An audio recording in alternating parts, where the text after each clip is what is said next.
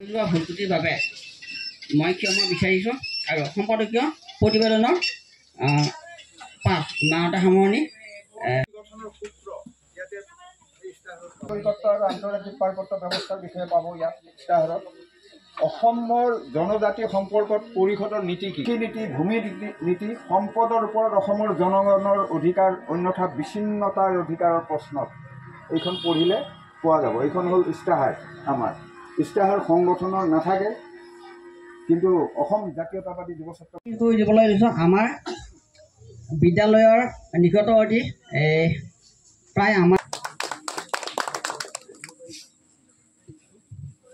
ভুলকুটিৰ বাবে মই ক্ষমা বিচাৰিছোঁ আৰু সম্পাদকীয় প্ৰতিবেদনৰ পাঠ নাওতা সামৰণি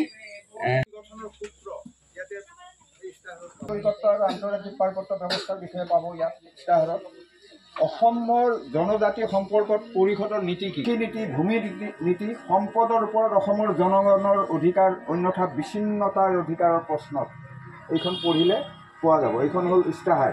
আমাৰ ইস্তাহাৰ সংগঠনৰ নাথাকে, কিন্তু অসম জাতীয়তাবাদী যুৱ ছাত্ৰ কৰি দিবলৈ লৈছোঁ। আমাৰ বিদ্যালয়ৰ নিকটৱৰ্তী প্ৰায় আমাৰ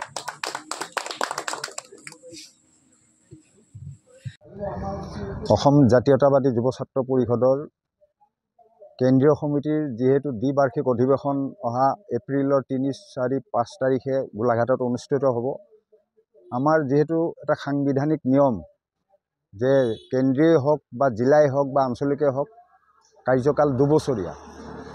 যিহেতু কেন্দ্ৰীয় সমিতিৰ অধিৱেশনৰ আগে আগে জিলা সমিতিৰ অধিৱেশন হ'ব লাগে, জিলা সমিতিৰ অধিৱেশনৰ আগত আঞ্চলিকবিলাকৰ অধিৱেশন হ'ব লাগে।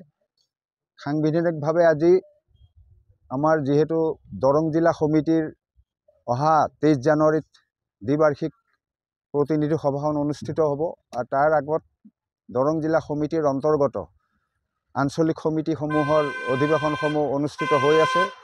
আজি সেইমতে চিপাঝাৰ আঞ্চলিক সমিতিৰ আজি দ্বিবাৰ্ষিক প্ৰতিনিধি সভা, আৰু এই সভাত মই কেন্দ্ৰীয় সমিতিৰ উপদেষ্টা তথা জিলাৰ পৰ্যবেক্ষক হিচাপে আজি এই সভাত উপস্থিত আছোঁ। সভাখন ইতিমধ্যে আৰম্ভ হৈছে, আৰু মই আশা ৰাখিছোঁ অসম জাতীয়তাবাদী যুৱ ছাত্ৰ পৰিষদৰ সংগঠনক চিপাঝাৰ আঞ্চলিক সমিতিৰ যি আজি নতুন সমিতিখন গঠন হ'ব, এই সমিতিয়ে এক শক্তিশালী ৰূপত গঢ় দিব। আৰু আঞ্চলিক সমিতি যদি শক্তিশালী নহয়, কেতিয়াও জিলা সমিতি শক্তিশালী হ'ব নোৱাৰে। সেয়ে মই আজিৰ এই সভাত উপস্থিত হৈ যি নতুন সমিতি হ'ব, এই সমিতিখনৰ প্ৰতি আহ্বান ৰাখিছোঁ যাতে আগত দিনত দৰং জিলা সমিতিক এক শক্তিশালী ৰূপত আগবঢ়াই নিব পাৰিব।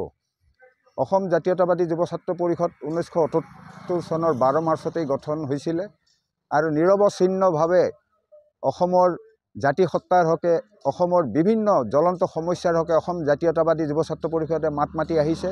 আৰু ইয়াৰে অংশ হিচাপে মই ভাবোঁ এই চিপাঝাৰ অঞ্চলতো অসম জাতীয়তাবাদী যুৱ ছাত্ৰ পৰিষদে অসমৰ সমস্যাৰ লগতে যি চিপাঝাৰ অঞ্চলৰ যি ৰাইজৰ সমস্যা আছে, এই সমস্যাসমূহক সমাধান কৰাৰ ক্ষেত্ৰত আগভাগ ল'ব, আৰু আঞ্চলিক সমিতিখনে এক শক্তিশালী ভূমিকা ল'ব। হয়, অসম জাতীয়তাবাদী যুৱ ছাত্ৰ পৰিষদ চিপাঝাৰ আঞ্চলিক সমিতিৰ আজি দ্বিবাৰ্ষিক প্ৰতিনিধি সভা আৰু বিষয় বাছনি সভা আজি ৰাতিপুৱা পতাকা উত্তোলন স্মৃতি তৰ্পণেৰে আমাৰ আৰম্ভ হৈছে, আৰু এতিয়া আমাৰ ২ বজাৰ পৰা প্ৰতিনিধি সভা আৰম্ভ হৈছে। অসম জাতীয়তাবাদী যুৱ ছাত্ৰ পৰিষদে 1978 চনৰ 12 মাৰ্চ তাৰিখৰ পৰা যি সংগ্ৰাম আৰম্ভ কৰিছে, জাতীয়তাবাদী সংগ্ৰামখনৰ লগত আমি অসম জাতীয়তাবাদী যুৱ ছাত্ৰ পৰিষদৰ চিপাঝাৰ আঞ্চলিক সমিতিও সহযোগী হৈ আছোঁ।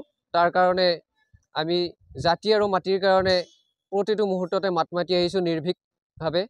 আমি কোনো আপোচবিহীনভাৱে আমি সংগ্ৰাম চলাই গৈছোঁ, আৰু অনাগত দিনতো মই আশা কৰিছোঁ চিপাঝাৰ আঞ্চলিক সমিতিয়ে অসমৰ ভিতৰত এখন শক্তিশালী আঞ্চলিক হিচাপে প্ৰতিপন্ন কৰিব। বিভিন্ন দিশত স্থানীয় সমস্যাই হওক বা জাতীয় সমস্যাই হওক, এই অস্তিত্বৰ সংকটৰ মুহূৰ্তত জাতীয়তাবাদী যুৱ ছাত্ৰ পৰিষদৰ চিপাঝাৰ আঞ্চলিক সমিতিয়ে এক গুৰুত্বপূৰ্ণ ভূমিকা পালন কৰিব বুলি আশা কৰিছোঁ।